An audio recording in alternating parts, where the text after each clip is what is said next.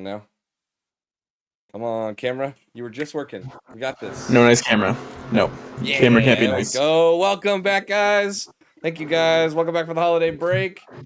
To Beards of Light. As always, my name is Kula Monster, and I'm joined by the great Gibbles Destruct as my co-host today.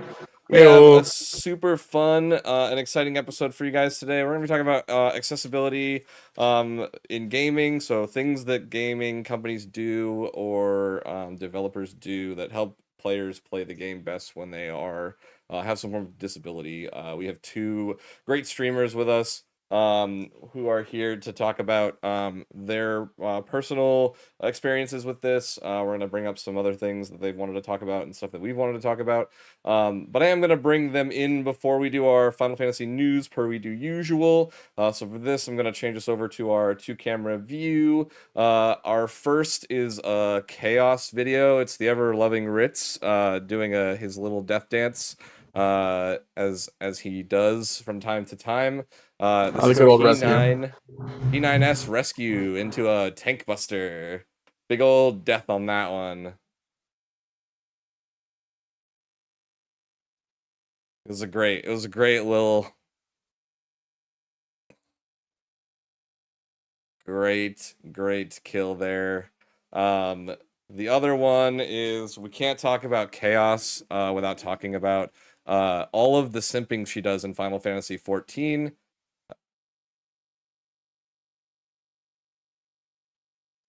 And Where's that's Graha? the Where's he at? stepping on. Yeah, if it's not Graha, it's Heidelin for sure.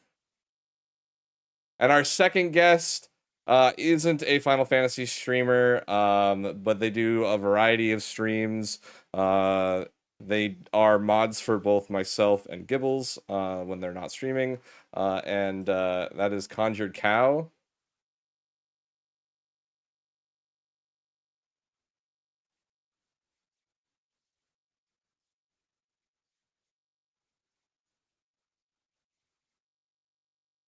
All right, so there's that one, and then a little bit of God of War.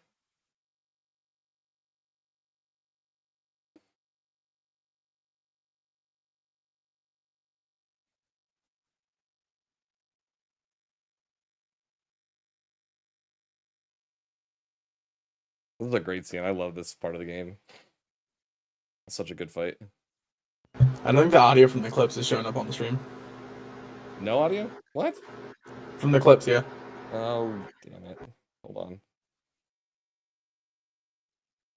I know why. There we go. Now we'll get audio in the future. I apologize. All right, guys. So let's bring them in. If I can get my audio stuff to work. Come on. Where are we here? Okay. All right, let's bring them in to begin our Final Fantasy discussions. I do want to get some Chaos's reaction to some of these. Let's see if everybody unmutes. Looks like we're good. Okay. Welcome in, guys. Thank you guys for coming into the chat with us today. Welcome to the podcast. Thank you for having us. Hello. Thank you for letting us be here and letting me out of the basement. Appreciate it. All right, so we did want to talk because Chaos. This will be Chaos's very first expansion that she's going to be able to experience. I want to get kind of her feedback on some of the JP stuff. So it's kind of we're going to go very light on the JP FanFest stuff. I know Chaos said that she has not seen a lot of the FanFest stuff, so we're really going to just kind of touch over the top. We are doing a more dedicated episode next week where we do the live letter as well as the FanFest. Yeah, I don't know what's going on. But anyways, so we still have no confirmed release date. We're still on summer, right? We all expected some kind of a final date. And we're not getting it, so we're still a little upset. But we did get the final class release for it could be the bitrate, yeah. And that is Pictomancer. So the Leonardo Donatello, the Renaissance painters from the shirt back in the US FanFest was the Pictomancer guess, not the green mage guess. So we do get to enjoy the Pictomancer, and we'll go over the videos and stuff for that stuff next week. It looks great, in my opinion. I think it's a super cool looking class. Really excited to kind of be able to press the buttons on it and see what it does. Not a lot of explanation as to how it functions, other than it does elementals, and that it'll be able to paint enemies as well as landscapes, and it's a small buff class, is what we've been told.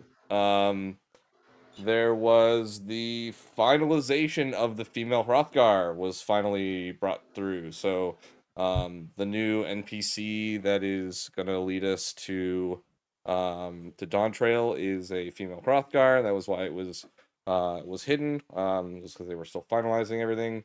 And it is ready for launch in 7.0. New alt job. So just like the Blue Mage, we have a Beastmaster alt job. New areas were announced. We're not going to get into that a little bit. We won't get into that at all. Alliance Raid is based on Final Fantasy XI, which I think is fun and cool. And then completely brand new 8-man raid, the Arcadian. Looked like a big GPU. That was the big conversation that they were talking about. It looked like a GPU up against the wall. And then they are skipping Stormblood to go directly to Shadowbringers for the next ultimate, which is Unwritten Futures, or Futures Unwritten. I'm sorry, and that is the Gaia raid series, the Eden Gaia raid series. So the other dates that we got were patch release date for 6.5, which will be the final bit of MSQ for Final Fantasy XIV, is going to be on the 16th of this month, January. Yeah, so that's all the Final Fantasy news we have for this week. We'll probably go a lot more in depth with a lot of this stuff next week. To talk about that stuff, I need to. If you missed it, the 16th, 6.55 is going to come with a 24-hour maintenance window for the patch, because they're going to be updating the JP servers. So take that into account if you're planning anything to do that day. Yeah, probably do a variety day that day or something. Monday, figure it out, or we'll do our show and then figure out what we're gonna do from there. But so yeah, so big 24-hour window for Tuesday. So it means they'll pick up on Wednesday, or they'll start it on. I can't remember if they start on Sunday or not. Sunday night and moving into Monday to get open for Tuesday. So we'll figure all that out when we get the dates. From the live letter, which should be coming shortly. And we'll go over all that stuff next week in our episode. So, but we are here to talk about accessibility in gaming.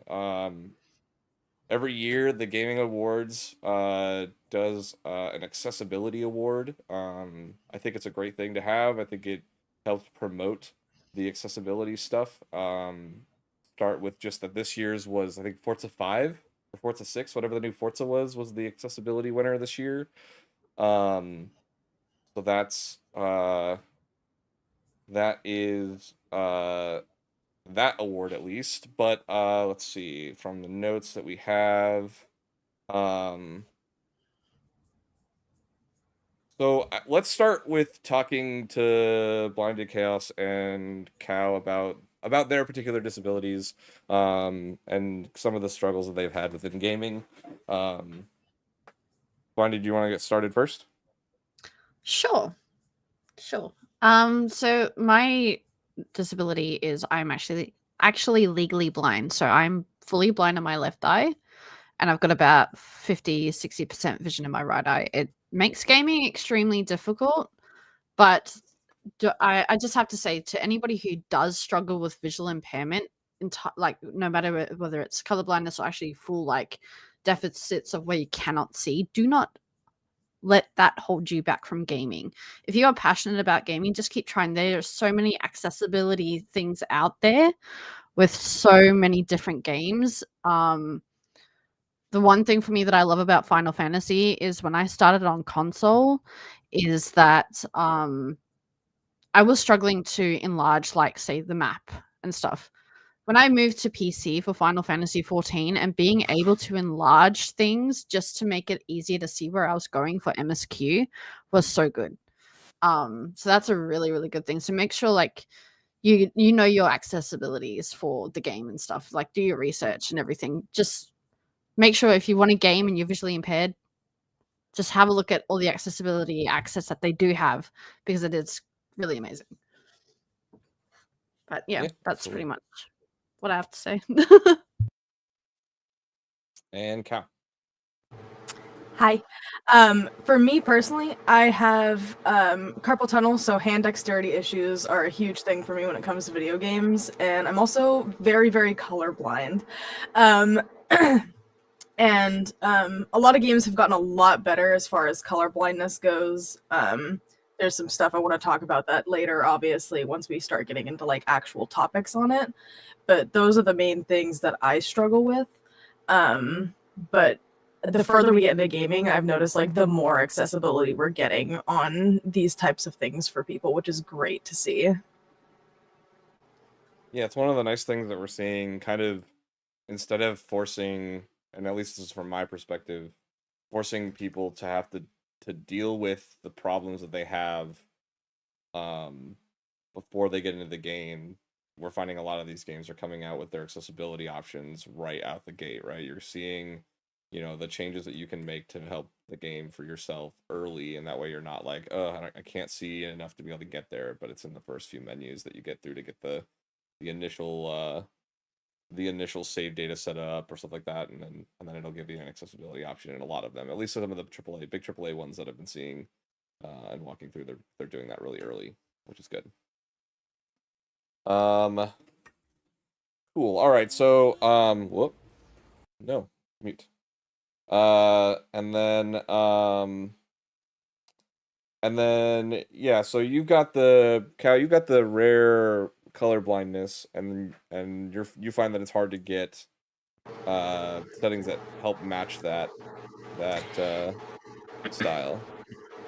Yeah, so my type of colorblindness that I have isn't just like normal, like red, green, blue, yellow, whatever. I technically fall under the blue, yellow category, I guess. But it's basically a rare form of colorblindness where I can see every individual color, like of the rainbow, but hue and saturation is completely lost on me. Shading, all sorts of stuff like that, like just unless it's very much a contrast, I can't tell the difference between colors. And that makes it a big struggle in video games, especially if there's like a color overlay over a whole map or whatever. Unless the contrast is there, I can't see anything. It's really awful. And a lot of colorblind modes in video games don't offer me any help with that. A lot of them just put like a random filter that's specific to people with the normal color blindnesses. And a lot of contrast upping doesn't really help me much either. And then some games, the colorblind modes only change like item colors in your menus or things like that, which is helpful a little bit, but not entirely, honestly. Yeah, I think what's probably, in my opinion, most impressive, Cow, for me, for what you do is even having this condition, right? You or this disability, you still manage to create amazing artwork. So myself and Gibbles and Conjured's own account, I think at some of Cine's Stitcher Witz's emotes have been made by Conjured Cow. So that's a small slight plug that my channel at least got new emotes this week. So I mean it's really impressive the quality of work that you do. Even with this disability are able to push through and make these beautiful, and this overlay that we use for this podcast was also made by you. So I mean a lot of that stuff is really cool. A lot of that for me too comes with digital art. Moving to that sort of medium helped me a lot with that because I can color pick if I need to like match colors. Yeah. Because otherwise I'd be screwed. Right, I don't know how I ever did traditional art. It probably looked all so janky. But yeah, it's really sweet to see that, like, that kind of stuff, like, doesn't slow you down, keeps you going, keeps you moving. Don't let anything hold you back, people. If you put your mind to it, you can do it. Yeah. Chaos, you wanted to talk a little bit about some of the stuff like within Dead by Daylight, some of the accessibility stuff that they're doing. that would be Yeah. nice to see in some other games? Yeah. So, what I've just recently found out is that Dead by Daylight actually is doing a whole like work on their maps at the moment because a few of their maps are quite dark. So people like me, and I would say it would also be the same for Conjured Cow, is that it's very, very hard to see. There's like it's everything's so shaded, it's so dark, it's like you run into walls while you're looping the killer and stuff. They are actually working on lightening up their maps a little bit so it's a little bit easier to see. They have also just introduced colorblindness a while ago, like a few patches ago. They actually added accessibility for people who have colorblindness, so that also adjusts the contrast as well as the changes in the color, so you can actually see a little bit better as well. But I honestly, Dead by Daylight, they do so well to just cater for everybody, like whether you're visually impaired, whether you are hard of hearing, whether you're completely deaf. Like say for the deaf people, they used to use a perk called Spine Chill, which would tell you where the killer is looking at you or if the killer's near you, or is about to chase you. That perk would light up. So the people who are hard of hearing and are deaf, they can just run away and get away from the killer. They've now brought out a function where you can actually physically see the heartbeat. The heartbeat lights up. So it starts off small, which means the killer's far away from you. And the closer the killer gets, the bigger your heartbeat becomes. So you actually see your heart grow inside your chest. And I think that's amazing for what they've done as well, for not only the visually impaired people with the color blindness and contrast and whatnot, is introducing stuff to help the hard of hearing community or the deaf community, which is it's honestly amazing. So kudos to Dead by Daylight for that. Yeah. 100%. One of the things that I wanted to bring kind of forward is, we have some visually impairment with the guest today, but there's obviously other forms of disability, different forms of paralysis or losing fingers or, or not having full range of motion within your body. And I think the two big ones that come to mind for me is that Xbox and PlayStation have come out with their own peripherals that support this. So I'm going to change our screen a little bit here to our video screen with four people. So give me 1 second while I do that. And the first one I'm going to show off is the PlayStation controller. Now, just take note that everything you see here is completely moddable. So it's all...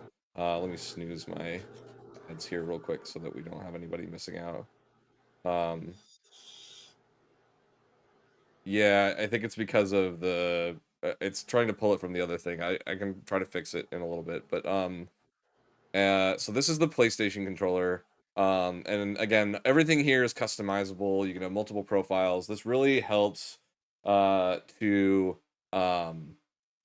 solidify kind of, making sure we give accessibility to everybody and that we're not leaving anybody behind. So we'll get this started real quick.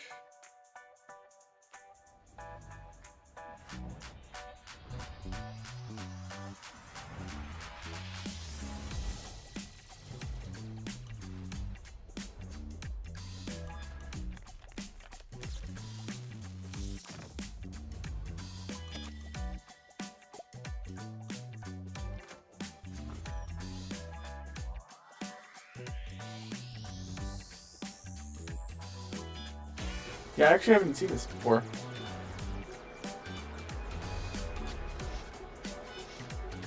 I've seen like products like this. That's really cool.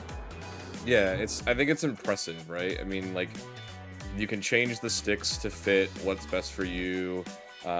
You can plug in peripherals, like there's extra peripherals you can plug into these. Snapping, for particular types of games, so like how you play a first-person shooter might be different than how you play like an open-world game. Accessibility even to the bottom, like yeah, you can attach a joystick to the bottom. Yeah, so they've got these extra peripherals. You can use two of them together so that they can kind of facilitate a button press. You can use one and a key and half of a controller if that fits for you. But everything here is like entirely customizable, which is super cool and pretty awesome to see. So there's that one, and then this is Xbox's adaptive controller. I wasn't able to find like a really good trailer for this, but we'll just scroll down the website, so you can see it's I a. really liked the sorry, real Go ahead, quick. no, I go really ahead. liked the button differences for the PS5 one. Yeah, That there's different buttons that you can swap and then with. the way Like that they're some of them would shaped, give right? good Like like so, some of it's finger concave, some of it's support flipped up. or Yeah. like more comfortable for your hand. Like I really like the attention to detail on that. Like that's so important. Yeah, I think that's really, yeah, it gives people kind of options, right? And then the joystick styles, being able to move to like a standard stick that we're used to on the PlayStation to something, bigger that, if you can't get that, finer tuned movement, you get something you can swap in. Now this one's kind of cool in that their peripherals you can actually plug in for each button, so you can change your peripheral based upon what you need. Um so this is, I thought, was pretty impressive in that they were able to kind of work with whoever. So not a lot of ability to move, but he could still press all the buttons. There's a Twitch streamer, and I apologize, the name isn't coming to me, who's quadriplegic, and he uses his mouth to play. So he has like areas where he can blow and it does particular buttons, and then he uses his mouth to like move the character up and down and left and right. I will try to pull that and put it somewhere where people can see that. He's great. I mean, he wins Fortnite matches when he plays Fortnite. He wins Call of Duty matches when he plays Call of Duty. So here's the quadriplegic gaming stick. I think this is the one that he's using. So he uses like he blows into these particular areas and it presses buttons and then he moves the character with the stick. So it's nice to see that they're finally coming in with good controller help for those that really need it. So let's It fix. that kind of reminds me of, like, unfortunately, this streamer did pass away, and for anybody who is in the Dead by Daylight community will know Puppers. He suffered from MS and had a stroke. So his body slowly deteriorated to the point that he started, because he couldn't use his hands, he actually started playing Dead by Daylight with his feet. Yeah. So thank So you, Snuggles. His name is Rocky No Hands. Is the name of the Twitch streamer that is quadriplegic that plays first person shooters. Thank you, Snuggles. I liked the PlayStation design because it looked like it was very usable with one hand. I'd want to see like someone who's like is like has like completely no second hand to try and play the Xbox One though. Yeah, I think that was kind of that. Yeah, that I think that was the one thing I kind of noticed as well. There was a big interview with the development team of that peripheral, and they were kind of speaking that they were working with foundations who dealt with large communities of people who were disabled, so they were able to kind of get positive feedback. Not to say that Microsoft didn't do that. I know that from at least the PlayStation side that they were doing that. In any case, I'm happy that there are options for any person who wants to play. I imagine these peripheral options do plug into PC and can be used for PC gaming, so they're not just limited to their consoles, which is really good too. I think the interesting thing too is like looking at the differences between the two. I feel like there's like whether you play like if you wanted to play PS5, there's an accessibility option there, and if you play Xbox, there's an accessibility option there. Like the accessibility range versus the two, Right. like say you had like whichever works better for you, you can like kind of pick and choose based on that as well. As far as like because like with PC gaming, most controllers can plug straight into your computer, so Right. you could be playing any game and just whichever one ends up working best for you, you have now multiple options of different ways to be able to do that, which is really neat. Yeah, 100%. That's really a big step up in the community, in my opinion. Definitely for sure. Allows I watched allows more this inclusion. one YouTuber who's or he's a Twitch streamer as well, and he does a lot of like game development for his stream, and he was talking about how like a lot of indie developers and like a lot of people when developing games on the computer need to add controller support because it allows people to plug in extra devices for disabilities, which I think Yeah. is a really cool thing, great thing like that people are keeping in mind and doing. I do also want to, to throw this out there to draw this kind of back a little bit to Final Fantasy. Um, if for any people who are out there that are questioning their ability to do things like Final Fantasy endgame raids or whatnot, I can proudly say that we were able to bring Blinded Chaos through, and she was able to get her P9 clear and is working towards her P10 clear. Raids are for everybody, where no matter what your disabilities are, no matter what your worries are. I think Bart and I have kind of had this conversation before, is that my mentality is that all facets of this game are for everybody. It's just a matter of finding people who are patient with you and work with you to make it work. But yeah, we can definitely say, for someone who's legally blind, they were able to make their pulls and get their clears, and do often get their weekly clears for P9 on a regular basis. So definitely not a fluke by any stretch. Blinded is a great player in the community, and plays very well and plays very hard, and the dedication shows by her week over week clears. So No, you're so sweet. Thank you. I couldn't um, have done it without you guys. You guys have been like super supportive and really patient, so I do appreciate it, and assisting me in getting better at learning the mechanics.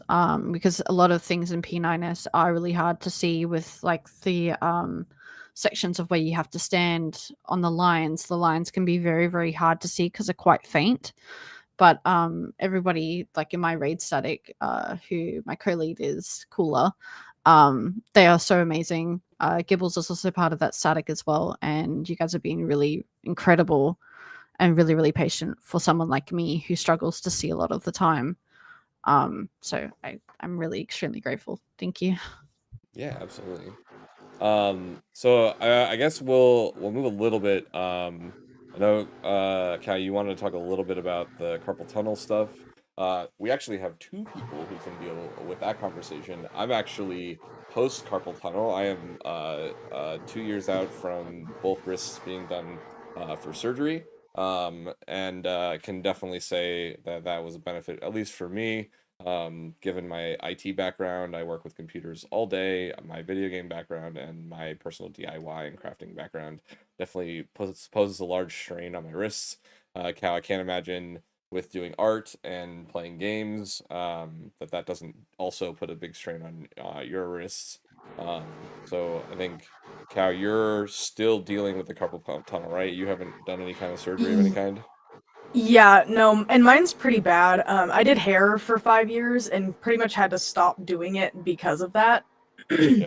um, and for me, it's like I have hand numbness like all the time. Uh, and I have like almost my grip strength is almost non-existent. Like it's so awful.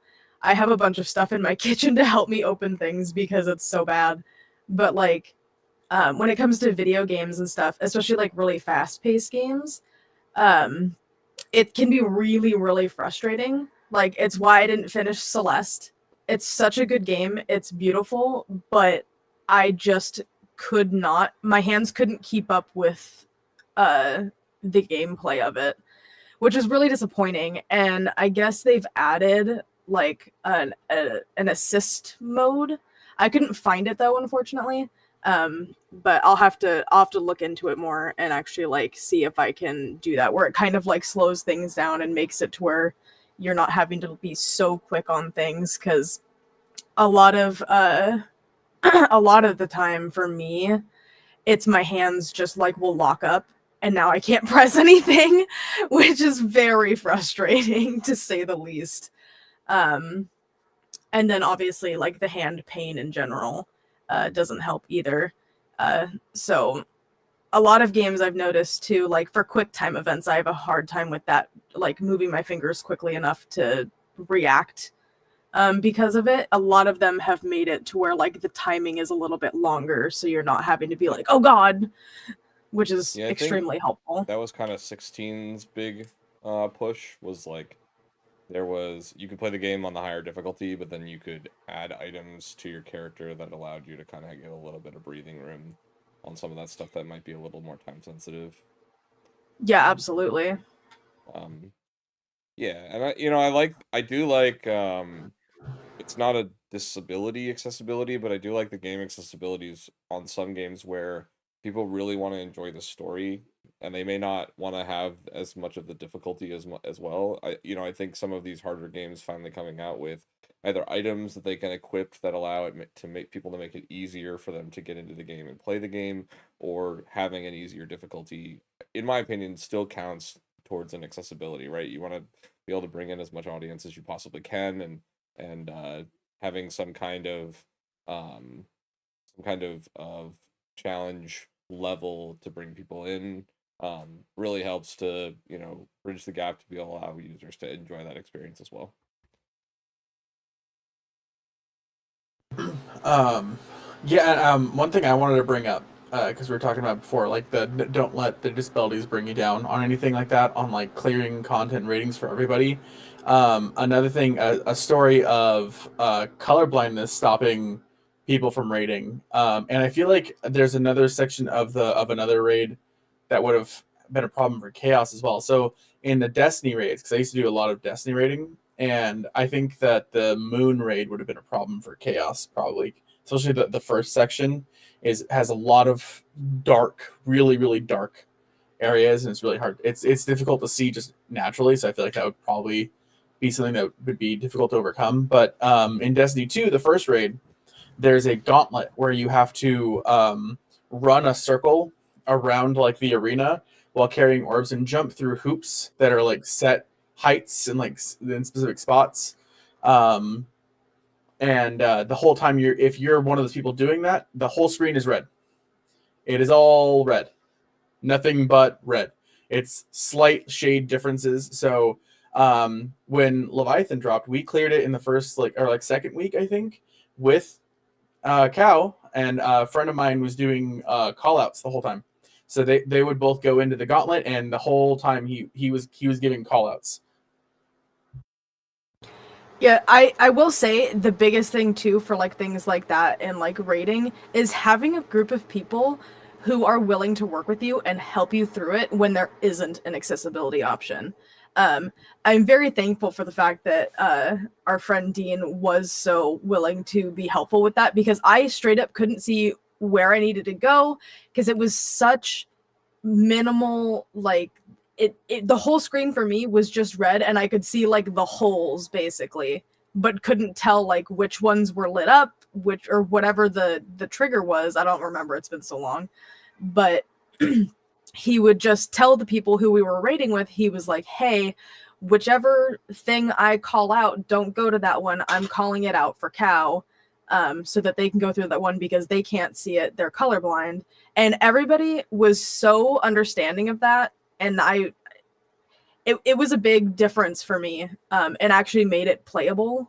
And stuff like that is really important too, because I'm sure Chaos can relate with raiding in Final Fantasy, is having people around you be understanding and patient and just as helpful as they can be. Oh, 100%. When I started doing the Nia raids in Final Fantasy, Paradigm's Breach can be quite bright on. So I couldn't really tell where I because. So with my visual impairment, I didn't explain, I've also got color blindness myself and contrast issues. So if things are too bright, I can't also see red. Red is just very, very hard to see for me. I have to literally make things pink or like a different color entirely to be able to see what I'm doing. And with the contrast issues with Paradigm's Breach being so bright when I first started, I was raiding with two dear friends of mine, Dina and Ritz, and with Final Fantasy, you can put signs above your head as well, and they would mark themselves so I could follow them because I didn't know the mechanics and it was really hard for me to see and it would give me a headache. So they would oh, Chaos, just follow me. So I'm really thankful to them because the amount of times they did that until I got the mechanics right and knew what I was doing and was able to tolerate the contrast issues with Paradigm's Breach. It was amazing. So they were really, really patient. So it's people like that, people like Cooler, people like Gibbles. I haven't had the opportunity to play any games with Conjured Cow yet, but I'm pretty sure you'd probably be the exact same. But it's people like you guys who make it very, very easy for people with visual impairment to be able to game it entirely because of your patience. So it's, and the way that you guys think, oh, how can we make this easier for somebody who can't see what they're doing, who's got color blindness, who's got any kind of disability entirely. So I think we need more people like that in the gaming community, because it's people like that who make gaming fun as well. Absolutely. I think sorry, I think that's a huge thing. Also, we had talked a little bit earlier about like people who are hard of hearing as well. I'm actually also hard of hearing. I just don't think about it all the time because I'm so used to it. But that's another big thing in video games, and like having people help with call outs for stuff like that is extremely helpful too. Yeah, I really like some of the games that are coming out with the multiple subtitle options. So you're getting not only the actual text from the NPCs that I don't want to say matter, but in that moment they're the ones that are speaking that really matters. And then like a lot of times they'll do this like smaller text underneath for like background audio things. So like obviously you have your sound engineers that take the time to build those environments, right? Because sounds and people talking and building an environment, especially when you're walking through like cities and stuff, really matter. And so giving the community the ability to be able to hear that, even if they're hard of hearing, or see that as a text. I mean, I'm not hard of hearing by any stretch, but we keep subtitles on in our house all the time, just because sometimes you lose the quality of what something that's being said if it's said quietly, right? So it's nice to have the subtitles in place to be able to do that. So I'm not blind or hard of hearing by any stretch, but you know good audio cues and having subtitles for me has always been really nice to be able to have an option for, in case I miss it, because sometimes it's pretty crucial to the build of the environment. I will say that's something that Baldur's Gate did very well, like with the subtitles and stuff, because you could even change like the size of the subtitles that showed up over characters who were talking when you were just walking around the world and stuff. Which a lot of games will have that like text above characters who are talking that are just kind of walking around with you, but you can't change the size of it. And I'm always like squinting to try to see it every time. So shout out to Baldur's Gate for being so well done on just all the little things, honestly. Yeah, and so the I wanted to touch kind of on some of the past winners from the accessibility awards this year. So Forza Motorsports Racing to Victory was the winner for this last year, which is the Xbox gaming. They demonstrated importance of accessibility innovation, not only in the racing genre, but in the gaming industry as a whole. In 2022, it was Ragnarok.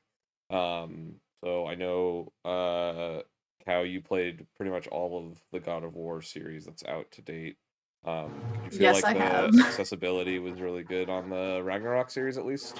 Yeah, absolutely. That's always the first thing I do when I go into a video game too, is look through the accessibility options.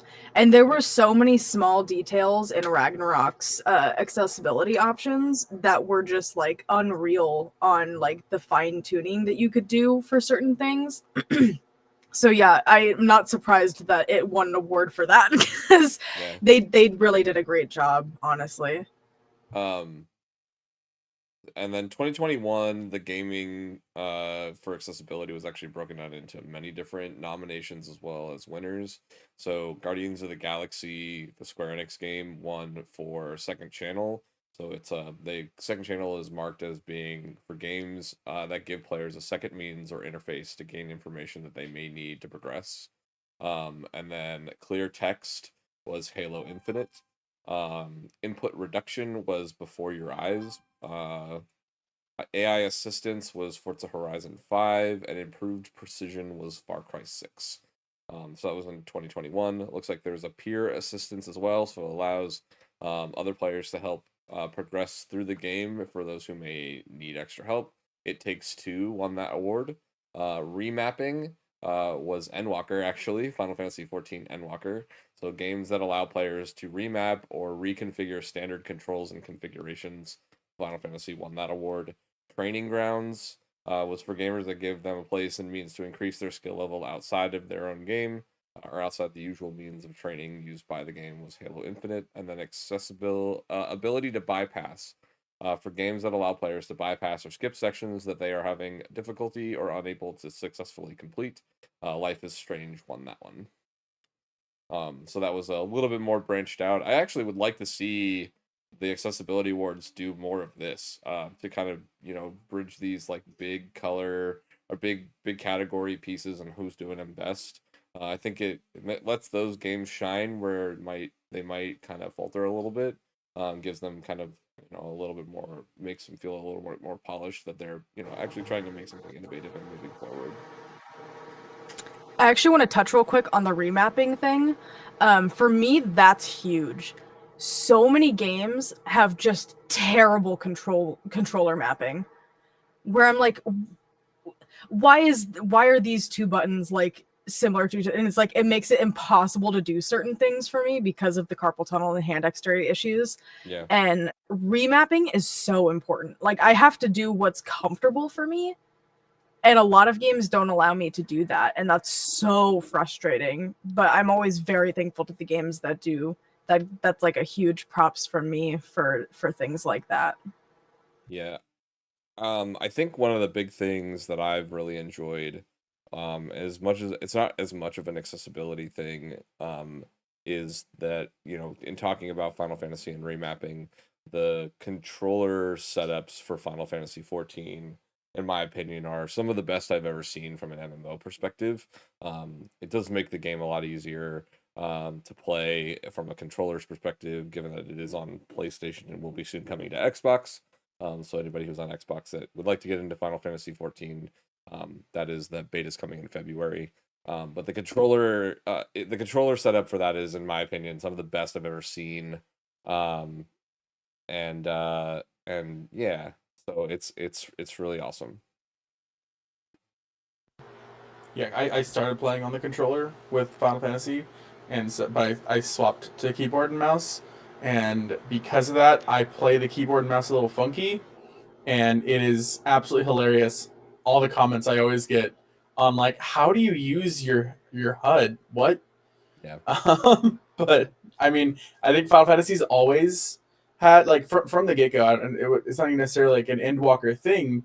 From A Realm Reborn, they've had great remapping because it's been designed with a console in mind a lot of the time, and because you can use a controller on the computer, you could plug in your keyboard into the PlayStation. You could do whichever one you want, and you have all these options. And one of the things I wanted to talk about was like it's not just accessibility of like adding in these like features to create accessibility in your games, but it's also like the base design of your game that it like really affects how people can access your game. Like one thing me and Cow had a problem with was Borderlands 3. And I feel like there was a hard time even for me who's not visually impaired to be able to see where any enemies are. They just kind of blend into the background. And a base design that a lot of video games that are a PvE, they just add a slight amount of like enemy lighting. There's just lighting on the enemies so they're easy to see. And I feel like just that small tweak to your base game design would have made a world difference to people who can see, and a universe of difference to people who can't. That was actually something I was gonna bring up, was Borderlands 3. As someone who really likes the Borderlands series, I really liked Borderlands 2. It's one of my favorite games. Borderlands 3 was a huge letdown for me. The contrast was like basically non-existent on every map that we went through. Enemies just blended into everything. It was awful. I personally hated that game, which was really disappointing because I was so looking forward to it when it was coming out. And to be just disappointed by a game series that I had really enjoyed for so long, what really sucked. And the fact that like those problems weren't in the other games was a huge surprise to me, honestly. And it was really disappointing to see. Yeah, I think, I think in general, like Dibble said, there like having even building some accessibility into your game that people may not even consider, that kind of stuff is definitely something that I think developers should really be kind of cognitive of. And I think from that standpoint too, like, you know, giving people the option to do like to turn a setting on to do that, right? So it may not be like everybody's cup of tea, like they wanna play with the enemies darkened or whatever. But that there would be a setting that would be like, hey, if you're visually impaired, and you're in a dark area, let's give a little bit of light on these enemies, or kind of outline them in a little bit of a silhouette, so they make it easier for you to be able to play the game, and that it doesn't become frustrating to the point that you just stop playing, right? I mean, because a lot of these games, you play through the base game, and then people want to play DLC for these games, and a lot of the DLC costs. So it's like, if you make these accessibility things where people get to the end of the game, they really enjoyed it, when the DLC comes, you're gonna have more people going to buy into it. That's a huge thing for me too. A lot of game developers, I feel like, are in the mindset of like, oh well, that's like the art style, or that's the vibe that we're going for, type thing. All it takes is a setting change. It doesn't have to change the base game itself. All it has to have is an option for people who want it or need it to change how things look for them specifically. It doesn't have to change the game as a whole, and I feel like that ball gets dropped a lot by developers, because they're like, well, this is our vision and this is how we want it to look, and they don't think about the fact that that can affect people who are visually impaired, colorblind, whatever it may be, and that's kind of disappointing to see from a lot of people, honestly. But I feel like we're moving in the right direction on getting better about it. Yeah, 100%. Let's see. I want to make sure we're not missing anything that we wanted to talk about. Do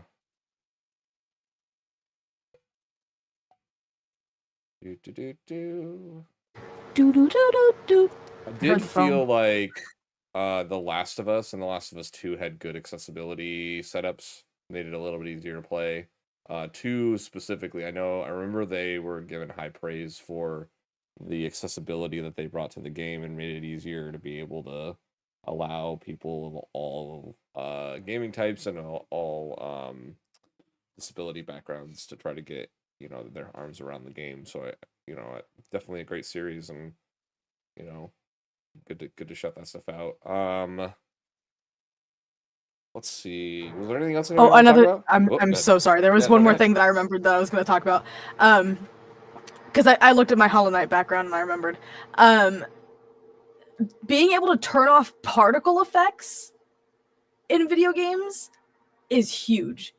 Like, I can't tell you how many times particle effects just make things unseeable, even for people who aren't visually impaired. And so even being able to lower the particle effects or turn them off completely is another really big thing for visually impaired people. Like, I don't need more shit on my screen making it hard to see. I already can't see.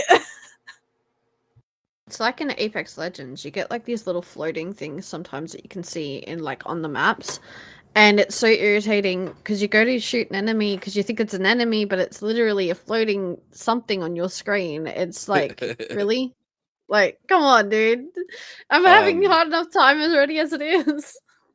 The other one that I actually was thinking about when you made that mention is the camera sway. If the game has camera sway by default, for those that have motion sickness, being able to turn that off. I think a lot of games have that ability to turn that camera sway off. And then get out of here, motion blur. Yeah, no, motion blurs and stuff like that. Head bob, like off. Yeah, Escape from Tarkov has head bob, where you can actually adjust the amount of a head bob. So you've got it like literally to the lowest setting where you can't even notice that there is a head bob. But if you want a head bob, you can turn it up as well. So like you can literally adjust the amount of movement that your head makes. And I play a lot of Escape from Tarkov with my partner and a couple of our friends, as well as Tarkov Arena, which just came out as well. And the accessibility is the accessibility on there is amazing as well, to be able to see the enemies, because obviously they're in camouflage and everything, and being able to adjust everything on that game as well is really good, especially the head bob, because I suffer from motion sickness myself. The other one so. that a lot of people don't think about is phobias. Right? So the Lethal Company game, if you have an arachnophobia, you can actually turn on an arachnophobia setting. I think it's also in Grounded. It's in Grounded, and then there's another one that I'm thinking of. There's a ton of them now that have arachnophobia filters. Could we get and some of fucking them are bug filter, really though? Just all the bugs, turn them off. Thanks. It's a really funny, like the one for Lethal Company. You literally it changes the spiders into just the word spider walking around. Like it's just the red word spider that just kind of crawls around the. So you're not seeing the spider, but you're like, oh, that's a spider. Like that I should run. But it's like like memes. some of those we don't think of as disabilities, but if somebody truly can't get past arachnophobia, it does disable them from being able to play the game, right? So it's having these extra Stitcher Witch is a very good example of that. She has very bad arachnophobia. I would feel for them if they had to go into P10, because P10 is literally a giant spider. A house spider, yeah. Is it a house spider or a spider house? I've never gotten a true answer to that. Never. It's more like a hermit crab, just he doesn't have the pincers. Yeah. Well,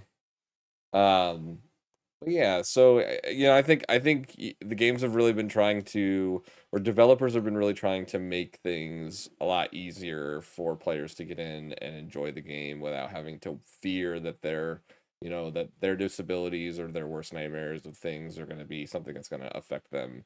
Obviously, people are going to stay away if they're not great at horror games. They're going to stay away from horror games, but it's definitely nice to see when we get some good accessibility options in the game. I know that I think Cow, you and I were looking at the Final Fantasy ones not that long ago, and seeing the colorblind options, and while they weren't perfect, it was nice to see that they at least had something, right? I mean, it's definitely a step in the right direction. And I think a lot of game developers have realized that adding these accessibility options and having these things available to people just brings more people to their game, and they ultimately make more money. Like, it's a marketing standpoint that should be taken. Like, so many people like video games, especially people with disabilities, because like a lot of them can't get out and do a lot of other things. So video games is a great escape to be able to do things that you might not otherwise be able to do. And I think that's huge, honestly, especially with accessibility controllers now as well. Like, it makes a big difference for people who need it, and just brings a bigger audience to video games as a whole. Yeah, I was trying to see if I could pull some of the accessibility settings from 14 so that we could kind of talk about what they have in place. I'm trying to remember what the setting.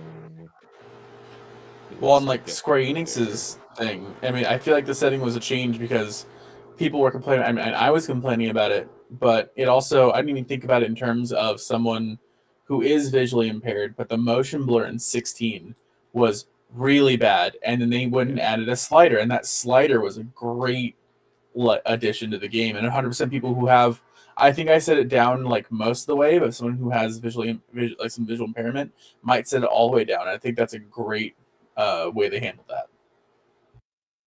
Yeah, let me see what I can find. And they got it out fast too.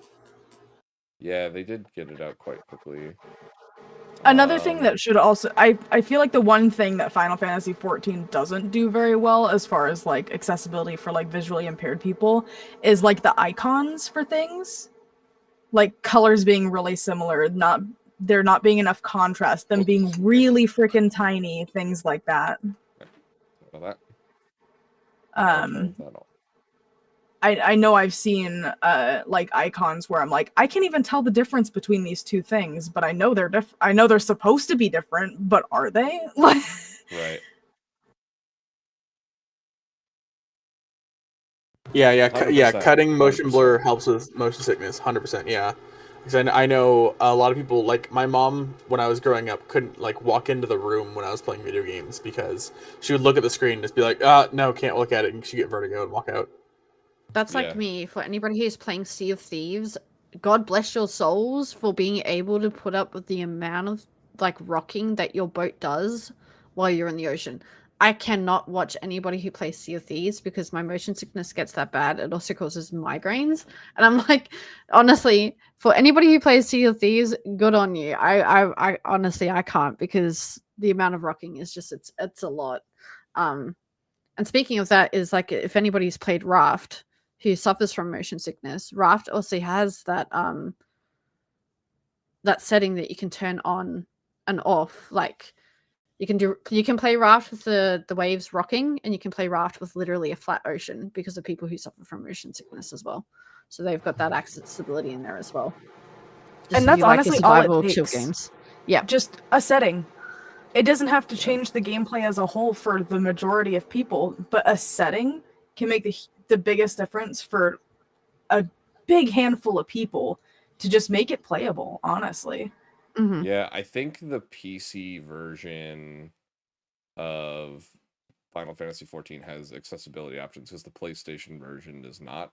And I think that's only merely because the PlayStation itself has color correction capabilities to be able to deal with people with disability. There's a whole accessibility option within the console itself that you can look at and try to pull some of that stuff. So it's definitely I think they're trying to utilize some of the console stuff more than telling you to use extra settings. I think that's what started our argument on why I was arguing about how the colorblind settings sucked on 14 and how I was kind of like put in my place. I think it was because I played on PlayStation originally. PlayStation where it was yeah, bad, right? Mm-hmm. Yeah. That's and it.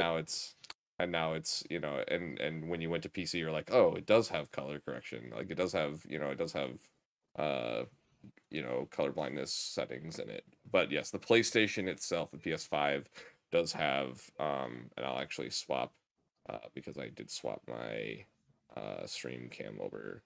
I will swap over to kind of show some of these off if it'll let me. So yeah, so zooming, inverted colors, that physically inverts color correction. You can enable color filter, and it allows you to change the colors based upon what kind of blindness you have, and you can change the intensity.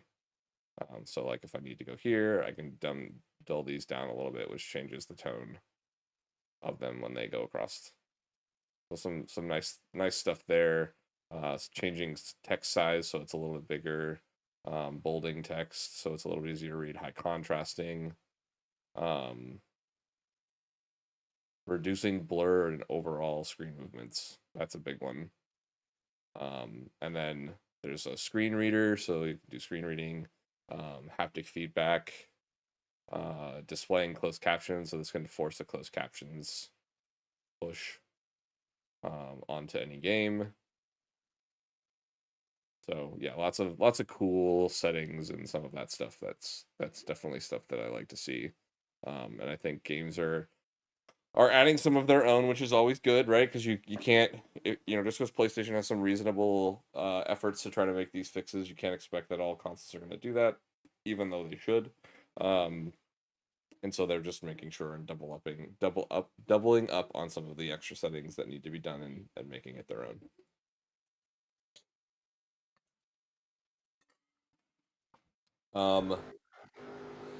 Yeah. Does anybody else have anything you want to bring up? No, I mean I do agree with the whole the whole thing about console. Like Final Fantasy for me on console was the same as before I knew this about the different settings and stuff. I wasn't aware of all the different changes you could do inside inside PlayStation settings. So like I would have agreed with Gibbles when he said like it actually really sucks. But then my husband told me that literally that I should move to PC for Final Fantasy 14 when I first started playing it.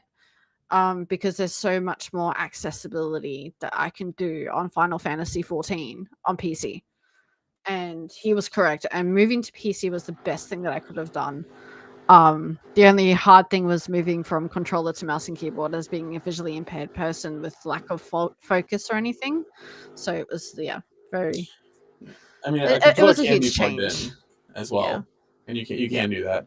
Oh yeah, no, I know. I literally, when I moved to PC, I was playing on controller, and then I decided no, I want to move. I want to try mouse and keyboard because I started playing Tarkov. So I changed to mouse and keyboard, and I was clicking a lot. So trying to learn how to press your buttons on Final Fantasy 14 as a visually impaired person, you also have a lack of focus. So it takes you a longer time to realize something, to realize your spatial awareness, to realize your game awareness entirely. It takes you a lot longer than the average person. So trying to learn my buttons while playing Final Fantasy 14 was definitely difficult, but it was definitely worth it. So for anybody who is visually impaired and is scared of trying mouse and keyboard, go for it. Try it. It's worth it. It does take a little bit of time. I'm still learning, but you just give it a go. All you can do is try. If you don't try, you'll never know. So I didn't get a PC to play video games until like a year ago, and so like watching me try to use a keyboard and mouse is absolutely atrocious. Like still to this day. One thing I can tell you is try roguelikes because their button is very simple, and so you can get used to movements like that. Is my suggestion usually to people who are trying to who are, because I feel like a lot of people in our age range are very like they never had a PC. They got a PlayStation 2 or an Xbox, the first one, and that's like that was their entrance to video games, and they never touched a PC, except for PowerPoint at school. But I pulled up right now. I actually have the game open right now on my computer, and I just pulled it up right now. And I'm on the accessibility settings in 14, and they have pretty much the same exact thing as the accessibility in the PlayStation, right? It has the three different main types of color blindness. It has a range setting, so you can change how large it is. There's also enable visual alerts. So I'm assuming I don't know exactly what that does, but it has size and transparency settings. So I'm assuming that's allows for audio impaired individuals to have visual alerts. And then also every single UI setting is expandable to an extreme degree. You can make any of the debuffs, your buffs, your health bars, you can make them the size of like half the screen. So like there's a lot of accessibility things that you can do on the PC version of Final Fantasy 14.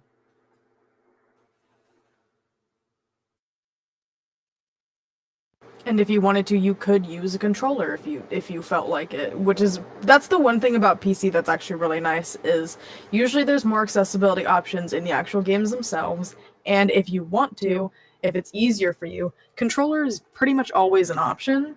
There's very few games nowadays anyway that won't let you use a controller on PC, which is really nice. Yeah, I think the expanding the debuffs. So I know like Chaos, I know when we were setting you up for Savage Raids, one of the biggest things we did was we had you split off your debuffs and enlarge them to 200% and put them in a spot that was easy to see, right? I mean, I do that on mine, and I'm not visually impaired. I do it so that I can really see what my debuff is and moving forward. Gibbles and I can both attest to the fact that the debuffs are a huge portion of this game, at least in the Savage versions of the game, where you're trying to figure out what your debuff is in order to be able to move to the right spot in order to be able to keep your party alive. So it's definitely nice to like the fact that they're able to give you that kind of expandability. So where the PC version has all of it inside the game itself, the PlayStation 1, obviously, like we said, has the accessibility outside the game, and then you can still do the UI changes. So all the UI updatability is still in the actual game itself. As well as that, explaining that with the debuffs, enlarging them, because I have mine set at 200%. Really, really good thing. You can also do that in Final Fantasy. You have your cast bars as well for your enemies that you can put above your hotbar, which is where I put it because with my visual impairment, I have no peripheral vision.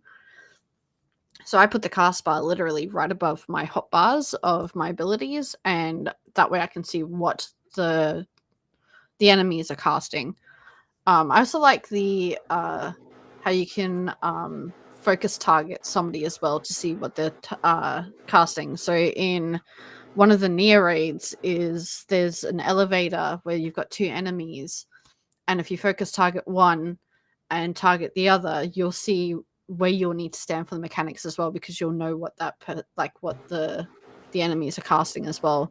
And having those large enough to see is really, really, really good for people with visual impairments as well. That way, it makes things a lot easier as well.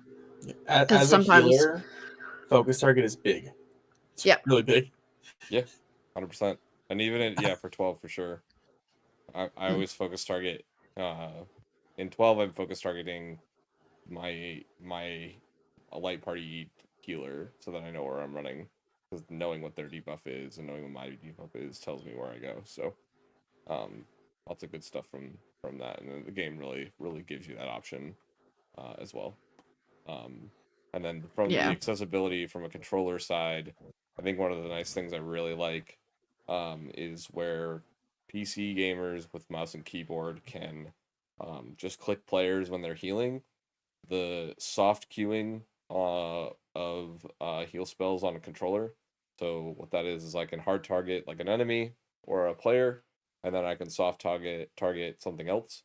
And then the moment I cast one spell or one action on that, it rolls back to the thing I was on before.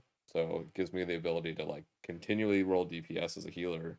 But then if I need to throw a heal on somebody, I can D-pad down, D-pad up, and throw that heal onto that person and then go back to my enemy that I was attacking. So lots of good things. Like I said, hands down, place or I felt like Final Fantasy's controller setup has been bar none the best I've ever seen on an MMO, and holding trigger and then hitting L1, L2, or either of the triggers and hitting L1, L2 helps you cycle enemies. So if you don't know that, I've talked to a couple people who've been playing the game for forever and didn't know that you could just cycle enemies by hitting L1 or L2. That's a huge benefit to where you're constantly just keeping that trigger held so that you can keep spamming your casts and just change who you're attacking. So it's definitely nice to see. Yeah, it's definitely, I definitely have to say, like, huge kudos to Square Enix and entirely. They have made the games so enjoyable because of their accessibility that they have. It actually makes it hard for me to play any other game besides anything from Square Enix because Square Enix has done so well. And I play a lot of games, but my most enjoyed game is Final Fantasy. Like the whole entire franchise, I'm starting to enjoy it because I'm now playing Final Fantasy VII Remake, and they've done so well with that as well. It's really fun to play anything from Square Enix entirely. Yeah. I think one of the best things, and something we haven't talked about, because we talked about the button remapping for 14, and I feel like it's something that a lot of other games could learn to have. This is HUD remapping, because you said your peripherals aren't really there that much, and even I play like my peripherals aren't really there. I move when I'm doing raid content specifically or higher end content, I move all of my HUD into the center. So the way I look slightly down, slightly right, slightly left. I have all, and then I look for the health bar, and the boss in the middle. I have everything in the center. And then I have multiple hotbar settings. And I move everything to the side so I can see myself really well when I'm just walking around. Right, it has the ability to resize and remap and replace every single part of your HUD, which I don't think I never messed with it, but I don't think I've ever dealt with a game where I could move where all the HUD is. I think it'd be great for a lot of people if there's a game where it has a health bar in the bottom left corner, if they could move that to the center. it would probably help quite a few people. I will I don't say, think WoW does that, do they? the new Risk of Rain remake allows you to put your health bar at the bottom of the screen while your abilities are. So you can actually like condense your HUD a little bit, so you're not like looking around the screen or have to look at your tiny little character to see your health and stuff like that. So I was very glad that they added that, because I was like, I can't see my health. And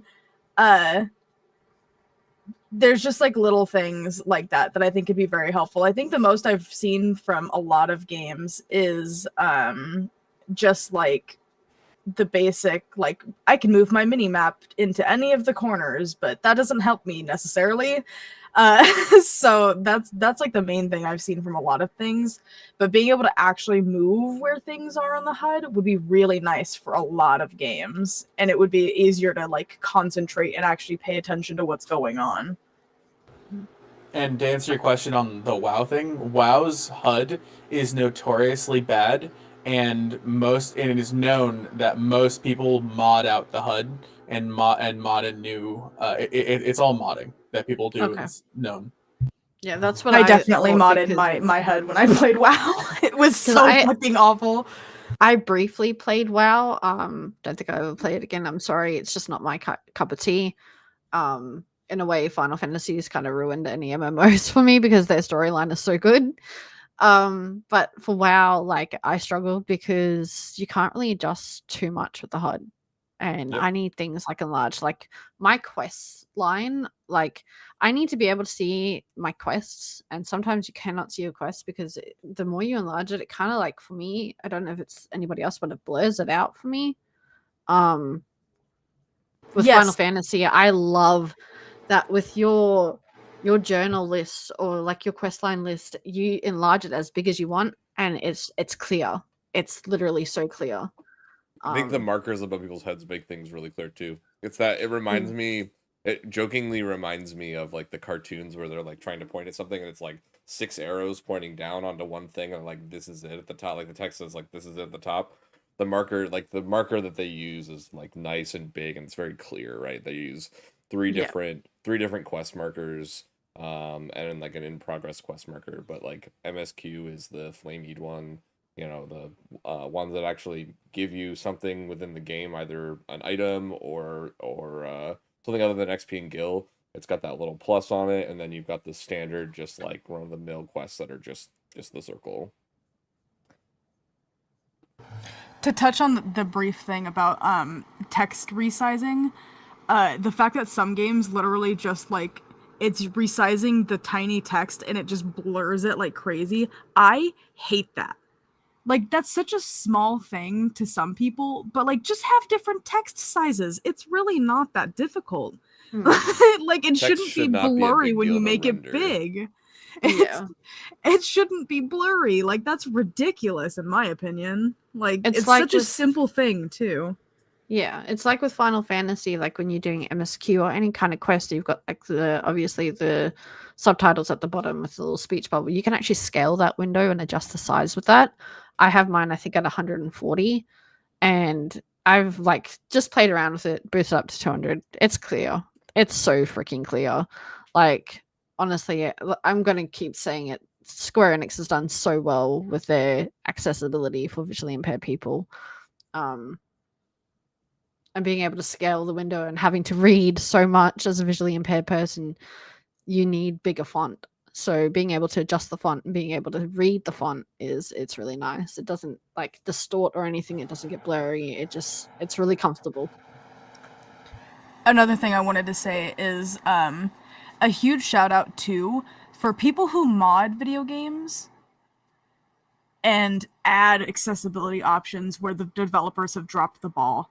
A huge shout out to those people who have made so many games actually playable for people on that end too, because they're doing that for free just to help people out. Like, that's so huge. Like, quality of life changes to video games, just that people have done on their own time for others or for themselves. Like, that's such a huge thing in the community, and I always really appreciate the work that modders put in to to games and things like that. Yeah, it's like Yeah, with 100%. Stardew. The developer of Stardew for PC knows that people mod Stardew Valley. He is not against it at all. Like he will literally tell you he wants to see what people can do to adjust accessibility or anything with Stardew Valley. Like they're so like they're not against it at all. You will not be banned for modding your Stardew Valley. Yeah, absolutely. And he's like even taken things that people have created and he's been like, "Oh, like that's a really good thing to have in there." And they're like, "Let me add this to the game itself, like just base game. Like you don't have to mod if you can't or don't want to or whatever." Like things like that too is like taking the feedback and running with it too. Like that's a huge thing that I feel like a lot of developers should be doing more of for their communities. Yeah, and I have to also give a shout out to the developer team of a game called Phantom Hysteria. They have a lot of people in their community. It's a small game, but they literally will work with anybody who has any visual impairment, hard of hearing, anything to make the game easily playable. That way, everybody's happy, everybody's comfortable. They've done amazing with me as well. So it's like they're also like always open to feedback for their game as well. So Yeah. So yeah, I think definitely I think the community in the last 5 to 10 years has definitely come together and built some great accessibility. Definitely I definitely don't want that to stop, obviously. We want that to continue to grow and become better and better year over year. And then obviously we don't want any of that to step backwards, right? We want to make sure that we're keeping track of that and making sure that moves forward. Um, nothing better than to support other gamers and trying to get them to get into gaming and be able to play things. And I know Gibbles and I have a mentality of helping whoever we possibly can to be able to do the things that they want to do in the game, and at least in Final Fantasy, or Gibbles and a couple of his friends helped me run through Dark Souls and some of the Souls games. Like I love the story, not necessarily the greatest at doing the Dark Souls stuff, so it's nice to have like people who will really come in and help you out. So Or Hollow Knight. I still have to actually do that fighting on my own, but yeah, I mean, it's definitely having somebody to be like, "Hey, don't go that way. You won't have a good time." Yeah, well, and it's one of the things with Metroidvanias, like you are a person who doesn't like to beat your head against the wall, and without Right. some sort of guidance in a way in that game, you're gonna beat your head against the wall the whole time. Yeah, and it's nice too because it's like we play, and then it's just like, okay, well, we don't have to do this boss right now, so don't like kill yourself 100 times just for the sake of this boss. Like we'll come back. Like that's definitely been something that's been really nice. Um, but yeah, so if anybody else has anything that they would like to add, then please feel free. Cool. I think we've pretty much covered anything I Yeah, wanted to talk about. I think Yeah. we've been pretty good about covering a lot of stuff tonight, and I do want to thank our two guests for coming out and hanging out with us and making this episode as good as it was. I'm gonna give you guys a minute to kind of pitch what you guys are up to, and for those who are on hiatus, if and when they plan to come back to the streaming fold. Chaos, you want to start? Sure. So I'm currently on hiatus from streaming. Not sure if I will return to streaming. Possibly will do YouTube content, but got a couple of IRL things in the mix at the moment, so have to kind of focus on IRL. But yeah, I should hopefully return to some sort of content creation, whether it be YouTube, TikTok. Still don't know about streaming, but I'll keep everybody updated as I go. But yeah, thank you for having me, and it's been a blast. And thank you guys for being so forthcoming and listening to us talk about how we struggle with visual impairment, but Of course. as well as other disabilities as well. Yeah. And Cow. I stream when I have the time to, because I work a full-time job and I do closing shifts, so I'm just always tired. But hopefully I should be doing like Thursday mornings-ish for the most part, from now on for a while. And And I do art in the background. I did Kula's emotes. I did Gibble's emotes. I did my own. I'm working on some more right now for another streamer friend. Art's always been a big thing for me. I need to be better about making social media content because I just don't have the time.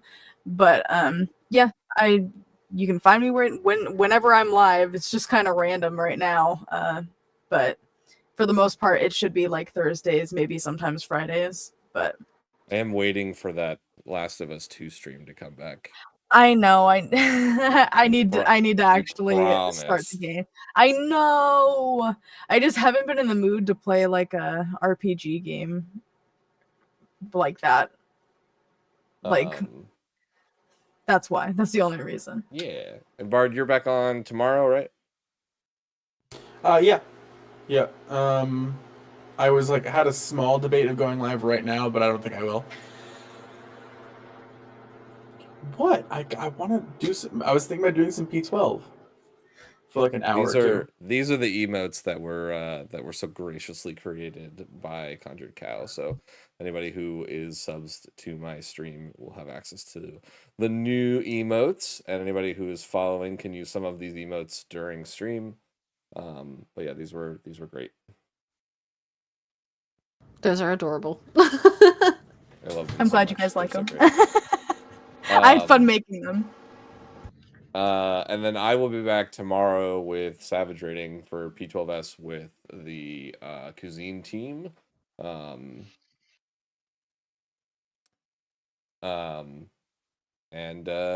So again, next week's episode, we're going to be doing the live letter discussion and patch notes, as well as looking at the FanFest information and going over all of that. We're not quite sure if we're going to bring a guest on yet or not, but definitely will be at least the two of us talking about that for next week. And as always, as this is podcast night, we do not raid on podcast night, so we are just going to bump to stream is ending, and then we will close out. Thank you guys for coming out and hanging out with us tonight. Thank you. Thanks for having us. Chilling. Yeah, we'll see you guys on the next one. Bye. Bye. Hi.